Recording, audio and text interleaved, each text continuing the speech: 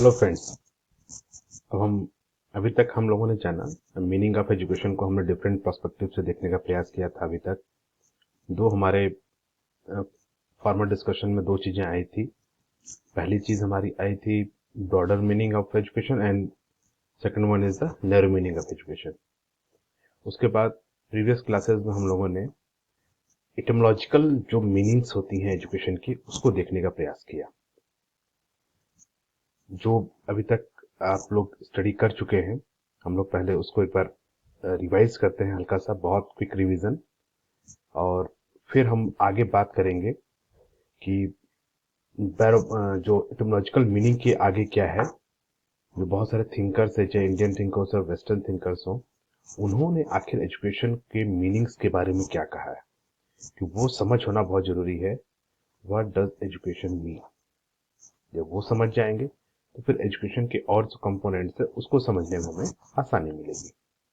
Last lecture में हमने इटमोलॉजिकल meanings को जानने का प्रयास किया, which is formally derived from the Latin words, जिसमें हम लोगों ने देखा कि कैसे कैसे इसके वर्ड्स होते हैं, जिसको हमने दो वर्ड दिया, educare which means to bring out, to nourish, educatum, educatus, educere and education, the different word of Latin.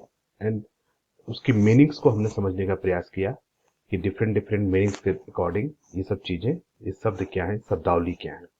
जैसे एजुकेशन को हमने जानने का प्रयास किया, the from which is derive from the Latin word educare which means to bring out, to reserve, to nourish.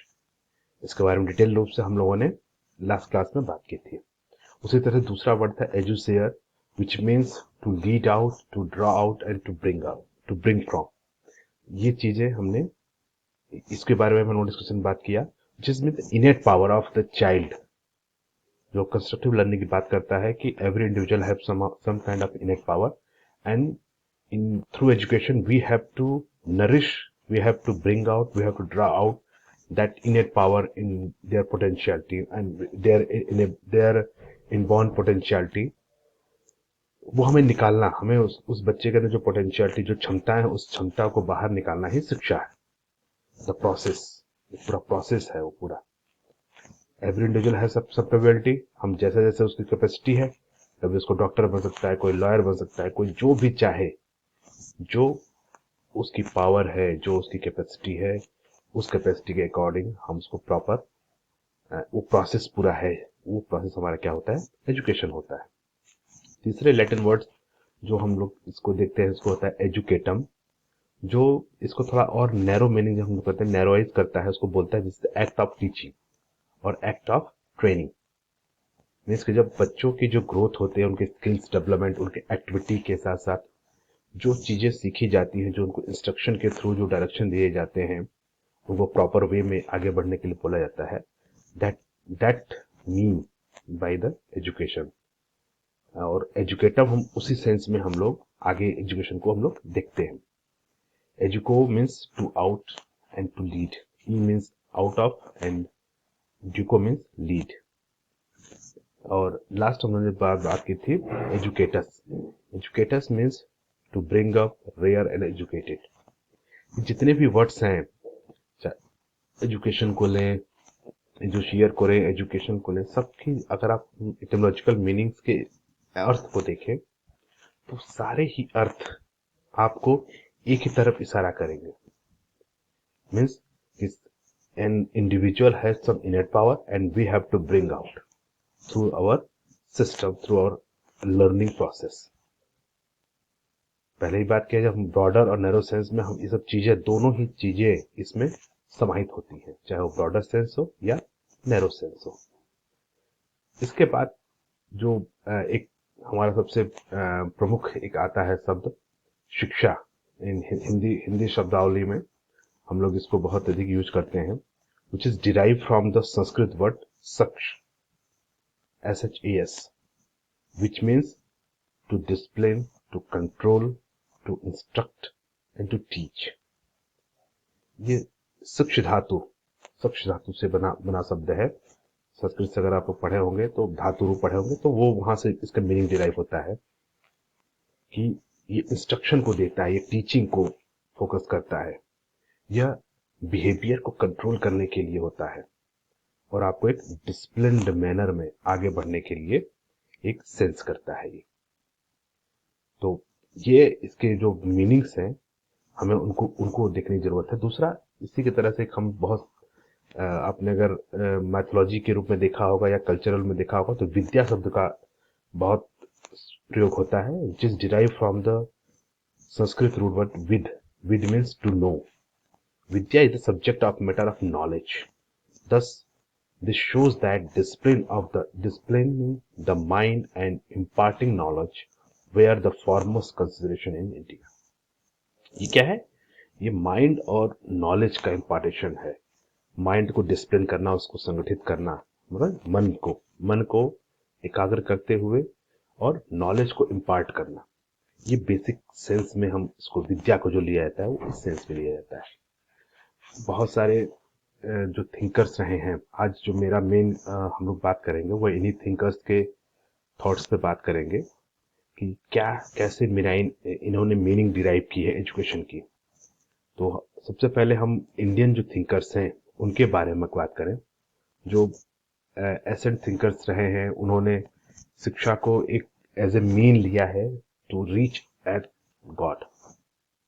उन्होंने बोला कि शिक्षा एक ऐसा साधन है जिसके द्वारा हम ईश्वर की प्राप्ति, मोक्ष प्राप्त कर सकते हैं। अगर हम डिफरेंट मैथोलॉजिकल लें, चाहे वो वैदिक मैथोलॉजी को लें या बौद्धिस्ट मैथोलॉजी लें या जैनिज्म को लें या कुरान को लें, जितनी भी रिलीजियस मैथोलॉजी हैं उनके द्वारा जो शिक्षा डिराइव होती है, या क्रिश्चियनिटी को लें, उन्होंने शिक्षा को ईश्वर के पास पहुंचने का, या जो भी जिस सत्ता को मानते हैं उस सत्ता के पास पहुंचने का, मोक्ष प्राप्ति का एक साधन माना है।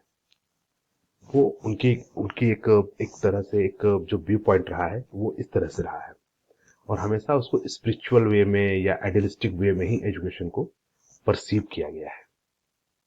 क्या जो समय के साथ इसमें कुछ परिवर्तन हुए हैं या नहीं हुए हैं, उसके बारे में हम लोग अभी चर्चा करेंगे कि इंडियन थिंकर्स के थॉट्स में क्या परिवर्तन हुए हैं और अब के थिंकर्स में क्या परिवर्तन हुए हैं। इंडियन थिंकर्स में जो एसेंट थिंकर्स हैं और जो इस समय के थिंकर्स हैं। जैसे कि ऋग्वेद की बात करें, ऋग्वेद में बोला गया, education has been understood as something which makes a man self reliant and selfless. यह उसी तरह की बात थी मोक्ष प्राप्ति के लिए जो हम लोग बात करते हैं शिक्षा को लेकर, कि वो आपको सेल्फ रिलायंट बनाता है, आपको आत्मज्ञानी बनाता है, अपने बात, टू नो योर सेल्फ। बहुत बार बोलते ना, अहम ब्रह्मास्मि, बोला भी जाता है कि सबके अंदर ईश्वर का वास है, एक शक्ति का वास है। तो ये एक जो ट्रेडिशनल थॉट्स रहे हैं वो इस चीज को लेते हैं कि जो शिक्षा है वो हमें इस योग्य बनाती है कि हम अपने आप को जान सकें और उस जानने के प्रोसेस में हम मोक्ष की प्राप्ति में जा सकें। उपनिषद इसको थोड़ा और एक देता है, जिसको हम लोग मोक्ष प्राप्ति के बोलते हैं। Education has been understood achieving the end product of which is salvation. वो मानता है कि जो ह्यूमन है, जो आदमी है, उनका जो लास्ट गोल है वो है किसी मोक्ष की प्राप्ति ही उसका अंतिम उद्देश्य है। मोक्ष को अगर हम हिंदू मैथोलॉजी की भी, सब जितने ये उपनिषद है वो हिंदू मैथोलॉजी से डिराइव हो रहे हैं, तो उनका वह है कि हमारी जन्म जन्मांतर तक हमारे बर्थ होते रहते हैं, और उस बर्थ को अगर हमें ब्रेक करना है तो हमें मोक्ष चाहिए। 64 करोड़ योनियों में हमारा बर्थ होता है, वो हिंदू मैथोलॉजी का एक जो डेरिवेशन आता है। उसको ब्रेक करने के लिए क्या जरूरत है कि हम मोक्ष प्राप्त कर लें। तो ये उपनिषदों के अनुसार उपनिषद मानते हैं कि जो एजुकेशन है वो एज ए टूल है, एज ए इंड प्रोडक्ट है, उसके थ्रू हम उस इंड प्रोडक्ट में सॉल्यूशन को हम लोग प्राप्त कर सकते हैं। उसी तरह से चाहे शंकराचार्य हो, शंकराचार्य ने इसको education as a realization of the self, अपने आप को जानने के लिए, ठीक है। फिर education is that which a man of good character and useful to the world. ये है ये थोड़ा और जो अभी तक की जो आइडियोलॉजी है उस पर थोड़ा बेस्ड है। Education is that which makes a man of good character and useful to the world. ये एक थोड़ा जो ट्रेडिशनल अप्रोच से थोड़ा अलग अप्रोच, इसको आप इसकी मीनिंग आप समझ रहे होंगे कि चरित्र निर्माण के लिए, और दूसरा कि आप समाज के लिए, वर्ल्ड के लिए कुछ यूजफुल रहे, उसको फोकस करते हुए चलता है। इन सभी जो एशियन थिंकर्स रहे हैं उसके अगर बेसिक सार देखें, चाहे वो शंकराचार्य का देखें, उपनिषद का देखें, तो ये सब भी लोग सेल्फ को जानने के लिए, अपने आप को जानने के लिए एजुकेशन को एक माध्यम मानते हैं कि इसके द्वारा कोई भी इंडिविजुअल अपने आप को जान सकता है। जो अपने आप को जानना मीन्स कि टू नो द गॉड, और वो सॉल्यूशन का उसको एक बहुत बड़ा मानते हैं कि हमें उसके द्वारा, शिक्षा के द्वारा हमें ईश्वर की प्राप्ति होती है, हमें मोक्ष मिलता है।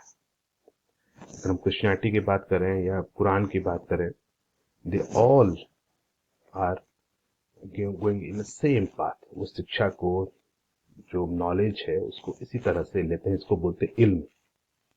अगर हम उसमें जाए तो उसको इल्म बोलते हैं। इल्म भी उसी तरह के कॉन्सेप्ट में ही आता है, यानी ज्ञान, जिसको हम विद्या का, इसको हम सिनोनिम्स, उर्दू सिनोनिम्स के रूप में हम लोग देखते हैं। जो मॉडर्न थिंकर्स हैं वो कैसे लेते हैं एजुकेशन को, जैसे Swami Vivekananda has told that the education is the manifestation of divine perfection already existing in a man.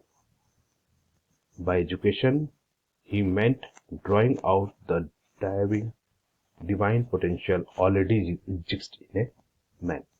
Here the term man does not belong to the only for men. It means not belong to the a particular person. Here is man is used as a common gender. तो स्वामी विवेकानंद का वो था, वो इसी दिशा में आगे बढ़ते हुए था, जिसको हम लोग अभी तक, जो हमारी लैटिन वर्ड की हमने जो डिराइव किया था लैटिन वर्ड से, जो sense to bring out, to lead out, वो उसी परिपाटी में ये बढ़ते हुए हैं। Means education is a manifestation of the divine perfection already exist in man. Means किसी बालक में वो परफेक्शन है, हमें बस उसको क्या करना है, उसको हमें बाहर लाना है, वो काम। It means drawing out the divine potential already exist in man. एक ह्यूमन बीइंग के अंदर जो वो पोटेंशियलिटी है, उसको बाहर लाना ही शिक्षा है। ये स्वामी विवेकानंद के शब्द थे। इसी तरह से इसको आगे बढ़ाते स्वामी दयानंद जी ने बोला था, education is meant for the character and formation of the righteous living. Gandhi ji इसको और आगे बढ़ाते हैं, गांधी जी बोलते हैं कि bye education I mean an all-round drawing out of the best in child and a man, body, mind and spirit.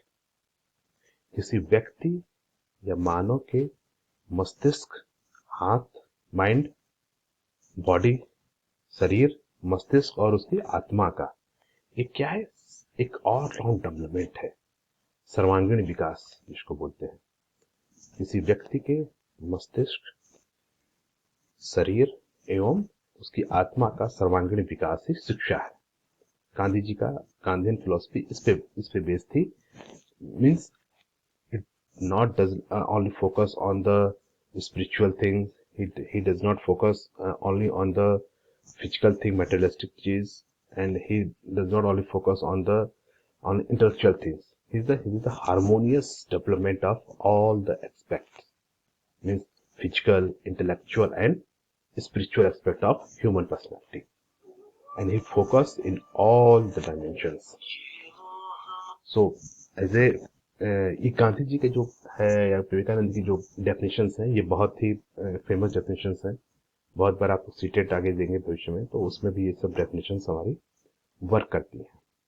तो उसमें अभी तक हम इन 3 डेफिनेशन के बारे में बात की है। आगे के बारे में जो होगा, हम लोग नेक्स्ट जो सेशन रहेगा, नेक्स्ट वीडियो में हम लोग इन्हीं को आगे बढ़ाते हुए, इंडियन मॉडर्न थिंकर्स को आगे बढ़ाते हुए हम लोग बात करेंगे। Thank you.